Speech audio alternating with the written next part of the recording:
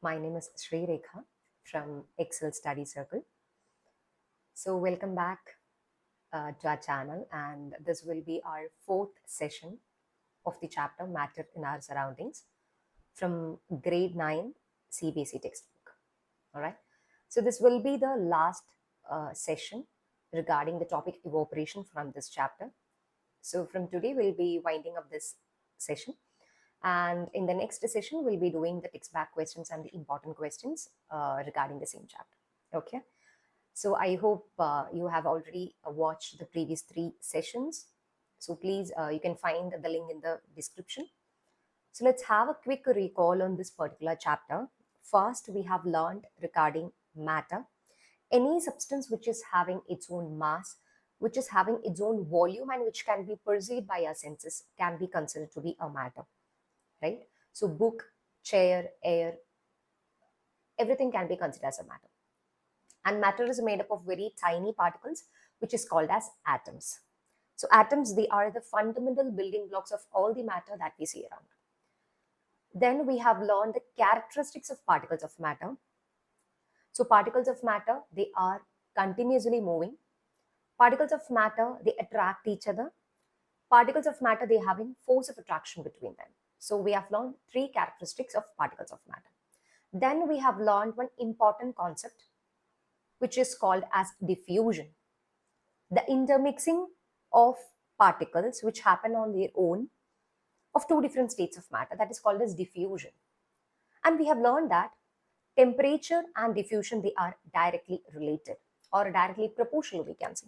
That is, whenever the temperature is raised, we can see the diffusion also increases. So when temperature is raised, the kinetic energy of the particle increases, they starts vibrating more, they start randomly, moving each other, and we can say that diffusion happens at a faster rate. Then the next topic we have learned all regarding the melting, boiling, melting point, boiling point, latent heat of vaporization, and latent heat of fusion, right? So melting is that process when a solid gets converted into liquid at its melting point, we can say. So the melting point of ice is 0 degrees Celsius. And melting point, the definition is like that particular temperature at which the melting just begins, we can say. Then we have learned about boiling. It's a process of conversion of liquid particles into its vapor state. And different liquids are having different boiling point. Particularly, water is having a boiling point of 100 degrees Celsius. So boiling point can be defined as that particular temperature at which boiling just begins to happen. Then we have learned about latent heat of fusion and latent heat of vaporization. Latent heat of fusion is nothing but latent in the sense hidden form of heat, right? So latent heat of fusion is the amount of heat energy which is required to convert a unit mass of a solid substance into its liquid state at its melting point at the normal atmospheric pressure. So fusion is sometimes called as melting, right? So that here amount of heat energy is called as latent heat of fusion. The same way we can define latent heat of vaporization. Here and there you have to change the keywords. The definition is almost same, we can say, right? So the latent heat of vaporization is the amount of heat energy which is required to convert a unit mass. Suppose you are taking 1 unit in the sense 1, right? 1 liter of water, you can say. So a unit amount or unit quantity of liquid into its vapor state at its boiling point at the normal atmospheric pressure. That is called as latent heat of vaporization. Then we learned that in the previous session, we can change matter from one state into another with the application of pressure, and by lowering the temperature, we can change a state of matter from one state into another. We have learned that the 3 fundamental states of matter is going to be solid, liquids, and gases. We have learned the characteristics of all these states of matter as well. Now, the process of conversion of solid into liquid, it is called as melting, or in other words, fusion. The process of conversion of liquid into vapor state or gaseous state, we call it as vaporization. It can happen through boiling or through just evaporation. And the process in which the gas gets converted into liquid back, it is called as condensation. And the liquid getting converted into solid, it is called as solidification, right? And there is one process where the solid substance gets directly converted into gaseous state without going to that intermediate liquid state. That is called as sublimation. Few examples for sublimable substances are camphor, ammonium chloride, which is NH4Cl, iodine, dry ice, which is a solid form of carbon dioxide gas, naphthalene, that is a mothballs. So all this can be considered to be the examples of sublimable substances. So the interconversion of states of matter we discussed in the previous session. So in today's session, we are going to learn about evaporation, which you might have already come across in your lower grades, which is a very simple topic as well. So do we always need to hear or change pressure for changing the state of matter? Can you quote some examples from everyday life where change of state from liquid to vapor takes place without reaching the boiling point? Okay, water, when left uncovered, slowly changes into vapor. Wet clothes dry up. What happens to water in the above two examples? Water is getting evaporated, right? We know that particles of matter are always moving and are never at rest. At a given temperature in any gas, liquids or solids, there are particles with different amount of kinetic energy. So in the previous session also we have learned about kinetic energy. It is the energy which is possessed by virtue of motion of particles. Whenever an object moves, it is said to have its own kinetic energy. Moving objects, moving particles always have kinetic energy. In the case of liquids, a small fraction of particles at the surface having higher kinetic energy is able to break away the force of attraction of other particles and get converted into vapor state. This phenomenon of change of liquid into vapors at any temperature below its boiling point, that is called as evaporation. And this definition is very important. So once again I repeat, evaporation is that phenomenon in which liquid state changes into vapor state at any temperature, in the sense, you need not supply high amount of heat energy so that it reaches its boiling point. No, evaporation can happen at the normal temperature, we can say, that is even below its boiling point. And what are the factors affecting evaporation? Okay, so let's understand about activity 1.14 and know about the factors which affects the evaporation. So let's understand this with an activity. So activity 1.14 says, takes 5 ml of water in a test tube and keep it near a window or under a fan. We are taking test tube in the first case. Take a note on the same. Take 5 ml of water in an open china dish. We are taking next a china dish having more surface area and keep it near a window or under a fan. And next, take 5 ml of water in open china dish and keep it inside a cupboard or shelf in your class.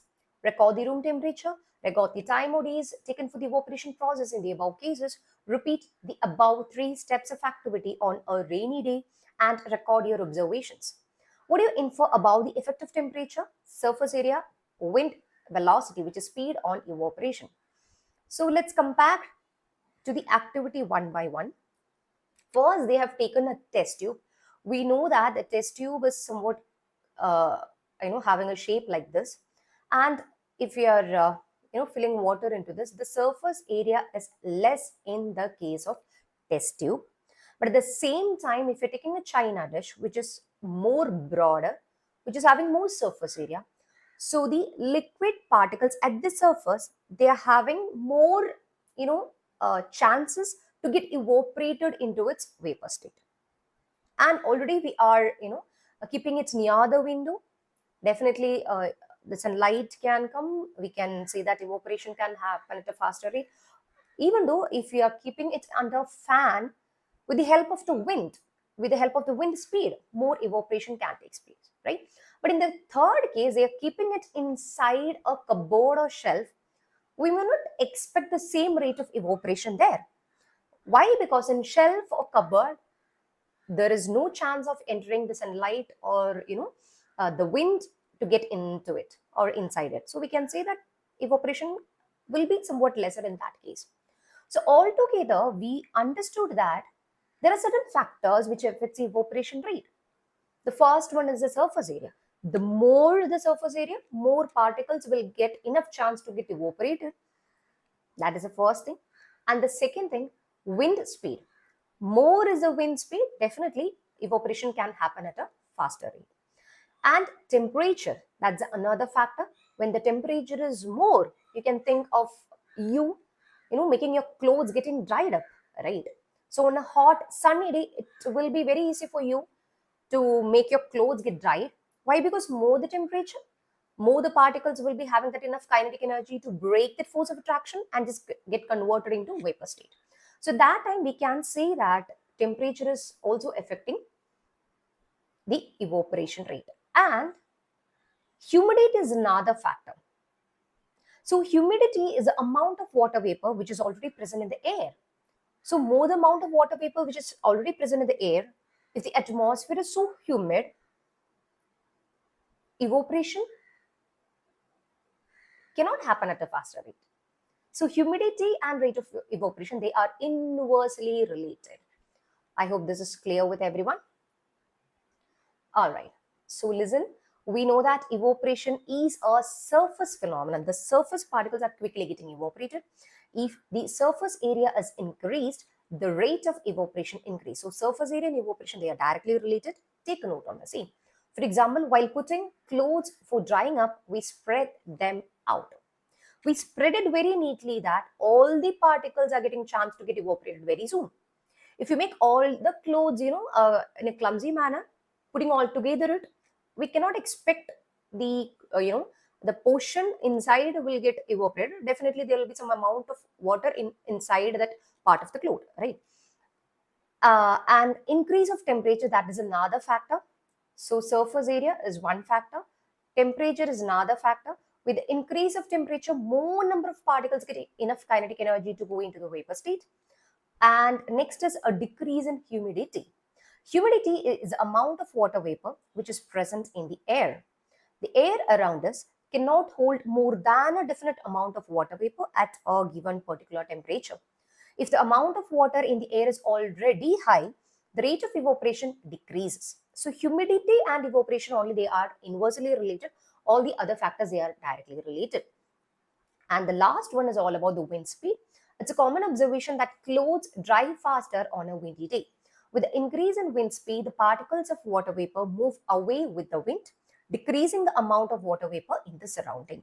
Okay, so we can expect a question from this particular area. That is the last topic of your chapter. Like the direct questions can be expected, like define evaporation. What do you understand by evaporation? And is it a surface phenomenon or bulk phenomena? Likewise, and you can expect the question like what are the factors which affects evaporation, the direct questions, or sometimes reasoning type questions may ask. Okay, now how does evaporation causes cooling? And one very important point is that evaporation causes a cooling effect. Okay, in an open vessel, the liquid keeps on evaporating. The particles of liquid absorb energy from the surrounding to regain the energy lost during evaporation. This absorption of energy from the surrounding make surroundings cool. So for evaporation to take place, there must be a sort of energy which has to be supplied to it. So that energy can be absorbed from the surrounding or the environment in which the liquid is being taken. So what happens when you pour some acetone, which is nothing but the nail polish remover, on your palm? The particles gain energy from your palm or from the surroundings, we can say, and they get evaporated, and we feel cool in that particular area in our palm, right? So that is one particular example where we can see that evaporation causes a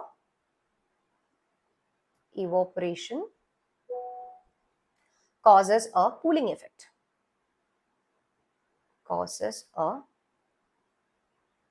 effect, okay. This is one important phrase you have to take a note of and see. After a hot sunny day, people sprinkle water on the roof or open ground because large latent heat of vaporization of water helps to cool the hot surface. So water is having high latent heat of vaporization, that hidden form of energy which is being utilized for converting water into vapor state, right? So on a hot sunny day, that we can expect people sprinkling water on the roof so that they get some relief from that hotness. Now, can you cite some more examples from daily life where we can feel the effect of cooling due to evaporation? Okay, so definitely there are so many examples like where we can feel that effect of cooling effect of evaporation. So once you are done with a heavy exercise, or after heavy exercise or your workout, when you come and stand under the fan, your sweat, they starts evaporating. They require some energy to get the sweat into change into vapor, so that energy is taken from your body will be having that cooling effect. So in that case also we can say that evaporation causes a cooling effect. Now, why should we wear cotton clothes in summer? So during summer we perspire more because of the mechanism of our body which keeps us cool. We know that during evaporation, the particles at the surface of liquid, they gain energy from the surroundings or from the body surface, we can say, and change into vapor. The heat energy equal to the latent heat of vaporization is absorbed from the body, leaving the body cool. So this is an expected question. Okay. Cotton, being a good absorber of water, helps in absorbing the sweat and exposing it to the atmosphere for easy evaporation. So why should we wear cotton clothes in summer? Okay. The first point, cotton clothes are having so many small holes in it, or pores in it, we can say, right? Through which the sweat, they get evaporated or they sweep out, right? So what happens is that for evaporation to take place, the particles at the surface, they need some sort of energy which is being taken from our body, or it can be taken from the surrounding atmosphere as well. So when that happens, when the energy is being absorbed from our body, we can have that cooling effect from which that evaporation has taken place. And cotton, it's going to be a good absorber of water. And when it is being exposed to the atmosphere, evaporation can happen at a easy manner. So that question is very, very, very important. Please kindly take a note on the same. All right. Next one. Why do we see water droplets on the outer surface of a glass containing ice cold water? Suppose you're having a tumbler like this, which is having ice cold water, you will see the droplets of water on the surface of that container, right? So what is happening is that, let us take some ice cold water in a tumbler. Soon we'll see the water droplets on the outer surface of the tumbler, the water vapor present in air. On coming in contact with the cold ice or water, they lose its energy. So we are having some, this is air which is having already water vapor in it. So that water vapor, when it comes in contact with the cold surface of the tumbler or glass container, they loses some energy. They gets converted back from vapor into liquid state. Okay, that is what is happening in this case. So that is a liquid that you can see on the surface of the container. All right, so which we can see as the water droplets. So this is the last like 5 questions in text questions in your textbook. So with that, we'll wind up this chapter. Question number 1, why does a desert cooler cool better on a hot, dry day? So on a hot, dry day, hot in the sense temperature will be more. So you have to use the keywords like this so as to explain your answer so that you will get full on full mark for your examination. So on a hot, dry day, temperature will be more, and the second point, humidity will be less. Dry day, they have mentioned.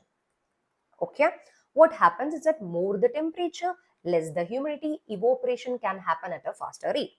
So the desert cooler, the water will be having greater chance to get evaporated. Okay, so you can connect all the keywords and you can explain depending on the marks for which the question is being asked. Now, the second question, how does the water kept in an earthen pot or matka become cool during summer? Again, during summer, temperature is more, humidity is less, and water which is kept in an earthen pot, it is having so many small tiny pores on it, through which evaporation can happen, through which water seeps out, right? So for this evaporation to take place, that surface particles of water, they need some sort of energy, which is either taken from the surface of the water particle as well, or from the surrounding. So what happens is that the water which is inside the pot, they lost some energy, which makes it cool. And you have to mention that particular statement, evaporation causes a cooling effect. Now, the third one, why does a palm feel cold when we put some acetone or petrol on it? So we've already discussed the same, right? And yeah, the answer is here only. Okay, this is for the third question. What is happening when you put some acetone or some nail polish remover on your palm? Evaporation happens. For evaporation takes place, some sort of energy must be supplied, and this small energy which is required for this evaporation process is taken from our palm and from the surrounding as well.